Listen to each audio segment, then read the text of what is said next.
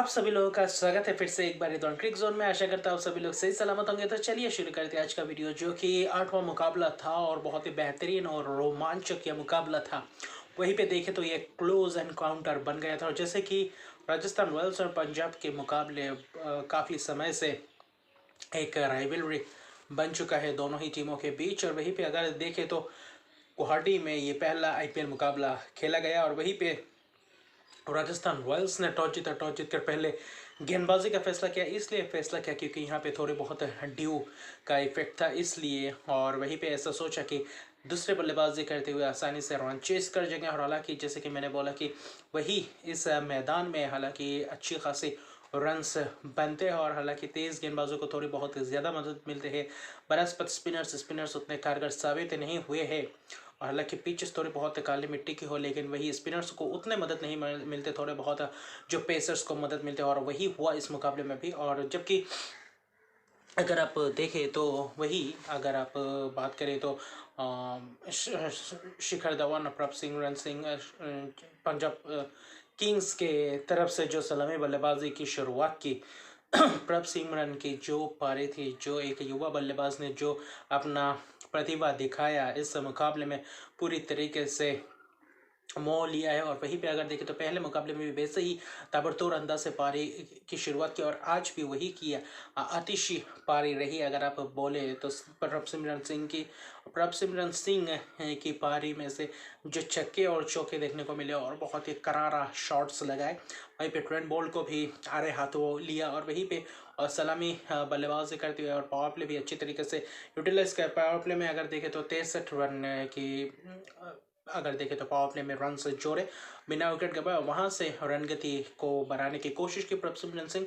हालांकि 34 गेंदों में 60 रन की पारी के लिए बहुत ही महत्वपूर्ण पारी थी, और उसी ने नींव रख दिया था पंजाब किंग्स के लिए। क्योंकि आखिर पहले बल्लेबाजी करते हुए अगर आप डिफेंड करने को जा रहे हैं तो अच्छी खासी टोटल बनाना पड़ेगा बोर्ड में, जिससे ओपोनेंट पे और ज़्यादा प्रेशर डाल सके। और हालांकि ड्यू का भी इफेक्ट होगा, तो इसलिए गेंदबाजों को थोड़ी बहुत और ज़्यादा रन्स देना पड़ेगा, और वही करने की कोशिश कर रहे थे प्रभसिमरन सिंह। हालांकि 60 रन की शानदार, जिसमें 3 छक्के और 7 चौके के बदौलत ये रन्स बनाए, बहुत ही ताबड़तोड़ पारी रही प्रभसिमरन सिंह द्वारा। उसके बाद अगर देखो तो कप्तान शिखर धवन की जो कप्तानी पारी रही, जो पहले ओवर से लेकर आखिरी के ओवर तक रहे, नाबाद रहे। और वही नाबाद पारी पहले 30 गेंदों तक अच्छी तरह के 100 के रन रेट से चल रहे थे। उसके बाद जब 30 रन के बाद जो पारी की अलग ही फेज में बल्लेबाजी करते दिखाई दिए, 30 तक एक अलग ही फेज पे रहे। और वही जो अगले 26 गेंदे खेले, वहाँ पे पूरी तरीके से एक और अलग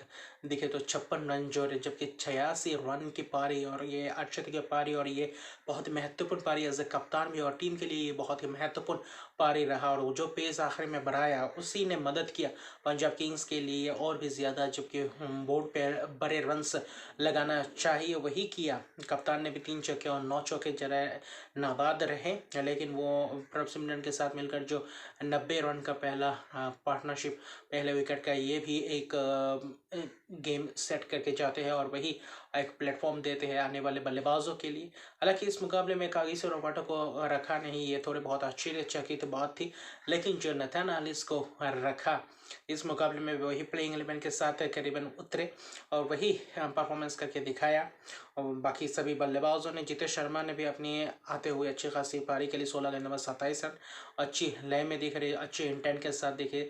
तो अच्छी खासी प्रभसिमरन सिंह और जितेश शर्मा जो पंजाब किंग्स के लिए इस साल अच्छी खासी इनिंग्स ऐसे ही ताबड़तोड़ पारी खेलते जाए, और ऐसे ही इनिंग्स अगर आने वाले मुकाबले में खेलते जाते तो पंजाब किंग्स के लिए भी अच्छा होगा, और वही इन दो खिलाड़ियों के लिए भी एक अच्छा सीज़न निकल सकता है। और वही उसके बाद आखिर में उतने बल्लेबाजों ने कंट्रीब्यूट नहीं किया, और वही शिखर धवन आखिरी तक रहने के कारण ही आखिर में जाकर इतने रन्स बटोर पाए। 197 रन बनाए 4 विकेट गवा के। हालांकि भानुका राजपक्षे आज रिटायर्ड हर्ट हो गए थे, और जिसकी वजह से ऐसा लग रहा था कि शायद रनगति में थोड़ी बहुत लगाम न लग जाए। और वही आखिर में जाकर शिखर धवन ने जो पेस बढ़ाया, वही आखिर में अच्छी खासी बल्लेबाजी भी की, और इसी के कारण अगर देखें तो अच्छी खासी टोटल भी रहे हो। लेकिन गेंदबाजों की बात करें तो राजस्थान रॉयल्स के लिए चहल हालांकि 1 विकेट चटका, लेकिन बहुत ही महंगे साबित रहे। 50 रन दिए अपने 4 ओवर में। वही अश्विन और होल्डर ने अच्छी किफ़ायती गेंदबाजी की। होल्डर ने 2 विकेट चटके 29 रन देकर, और आखिरी ओवर भी बहुत ही शानदार तरीके से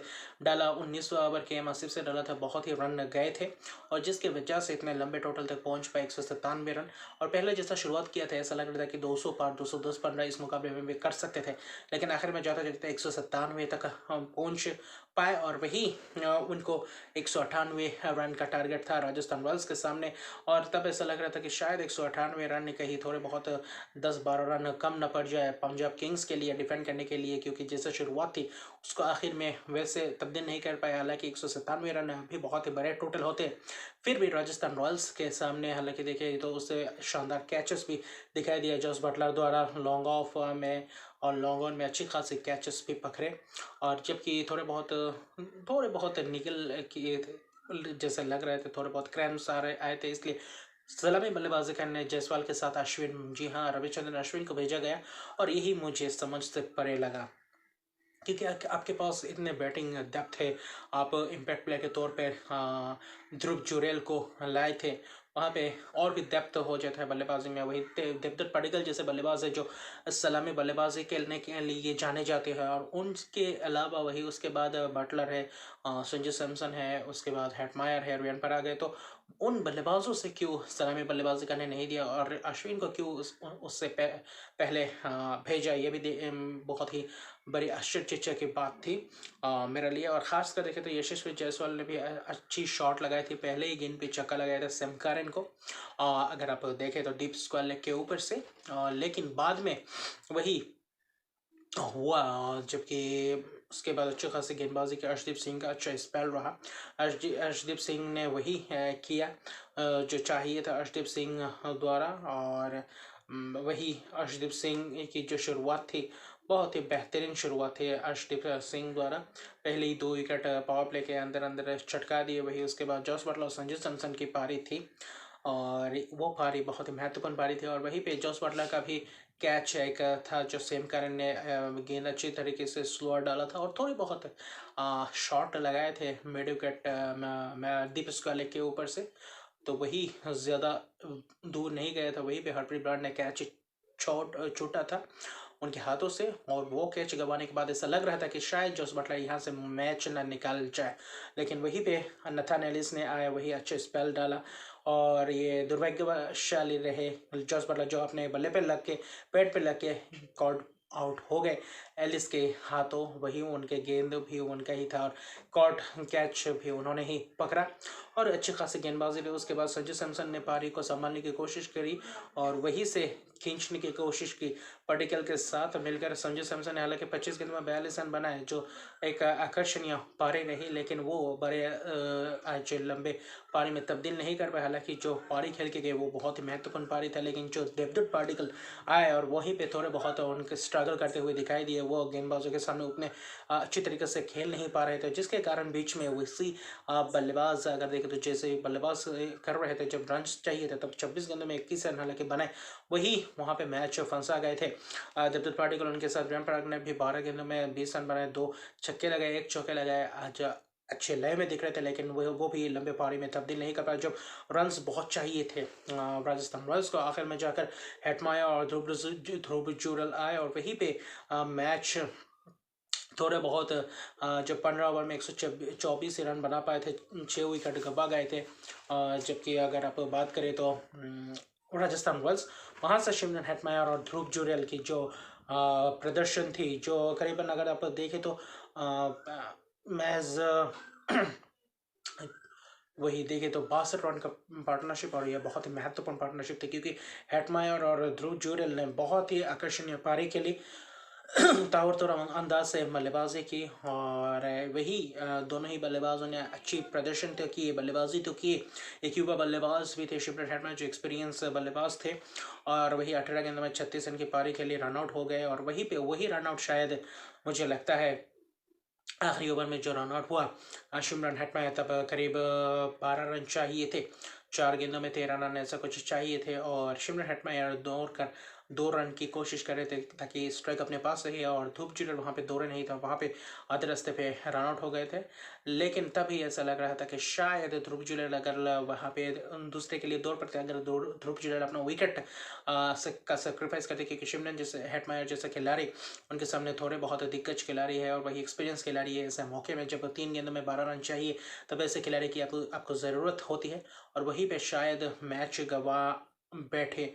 और हालांकि उससे पहले भी बाकी बल्लेबाज मिडिल में थोड़े बहुत रन्स बटोर नहीं पाए, हालांकि आखिरी 5 ओवर में 74 रन के करीब चाहिए थे, वहां से मैच निकालना भी मुश्किल था, लेकिन वो मुमकिन कर पा गए थे। दोनों ही बल्लेबाजों ने वो मुमकिन करवा गए थे। लेकिन आखिर में जाते जाते 15 गेंदों में 32 रन बनाए, जो 2 गेंद बाकी थे, 2 में 11 रन करीब 10 रन चाहिए थे, और आखिर में वो नहीं हो पाया। और ध्रुव जुरैल ने आखिरी गेंद में 4 रन बनाए थे, और आखिर में जाकर 5 रन से ये मुकाबला जीता पंजाब किंग्स, और ये नेल बैटिंग फिनिश रहा। अगर आप इस मुकाबले की बात करें तो एनकाउंटर बहुत ही अच्छा रहा दोनों ही टीमों के। अगर बात करें तो खूबसूरत प्रदर्शन रहा दोनों ही टीमों के बल्लेबाजी की तरफ से भी और गेंदबाजी की तरफ से भी। हालांकि राजस्थान रॉयल्स के कुछ गेंदबाज जब ज़्यादा महंगे साबित रहे, और जिसके कारण इतने भरपाई करना पड़ा आखिर में जाते हुए। वही अर्शदीप सिंह की अच्छी स्पेल थी, आखिर में रन्स दिए, लेकिन वो जो 2 विकेट चटके वो अच्छी खासी स्पेल थी, सब कारण भी महंगे रहे। लेकिन वो जो आखिरी ओवर अच्छी तरीके से जो आखिरी 2-3 गेंदें डाली, वो बहुत ही क्रूशियल गेंद थी। और नथन एलिस की आज की पारी बहुत ही महत्वपूर्ण पारी थी, क्योंकि बीच में आकर विकेट चटकाना, और जब जैसा देखे तो विकेट चटकाना और ऐसे लंबे टारगेट जबकि चेस करना भी इस मैदान में आसान हो जाता है, क्योंकि ड्यू की वजह से। और वहाँ पे आकर 4 विकेट चटकाना ये भी बहुत ही बड़ी बात है, और जिसमें महत्वपूर्ण 4 विकेट चटकाए, 30 रन देकर 4 विकेट, और बहुत ही बेहतरीन ये गेंदबाजी रहा नथन एलिस द्वारा। और पिच भी उनको ज़्यादा सूट किया है आज नथन एलिस के लिए। और वही आखिर में जाते जाते ये मुकाबला बेहतरीन अंदाज से ये समाप्त हुआ, और आखिर में जाते जाते पंजाब किंग्स ने अपने दूसरे जीत के साथ और पहले होम ग्राउंड में हारे। और पहला मुकाबला जो राजस्थान अपने होम ग्राउंड पे खेल रही थी, वहाँ पे हार का सामना करना पड़ा। 5 रन से मुकाबला हारा पंजाब किंग्स ने, 5 रन से जीता, और अपना दूसरा लगातार मुकाबला जीत गए पंजाब किंग्स। तो अभी दोनों ही टीम कैसे किस रवैये के साथ उतरती है, और कागिसो रबाडा को आने वाले मुकाबले में कैसे और भी ज़्यादा दिक्कत हो गया है पंजाब किंग्स के सामने, क्योंकि नथन एलिस की इस परफॉर्मेंस के बाद अगले मुकाबले में कागिसो रबाडा को नथन एलिस की जगह पे लाना, ये थोड़ी बहुत दिक्कत की बात हो सके। तो कैसा रहता है दोनों ही मुकाबला, ये देखने को मिलेगा आने वाले मुकाबले में। और अभी के लिए इतना ही। अभी तक अगर आप मेरे चैनल को सब्सक्राइब नहीं किया तो मेरे चैनल को सब्सक्राइब कर दीजिए, लाइक शेयर कमेंट जरूर कीजिए। तब तक के लिए गुड बाय।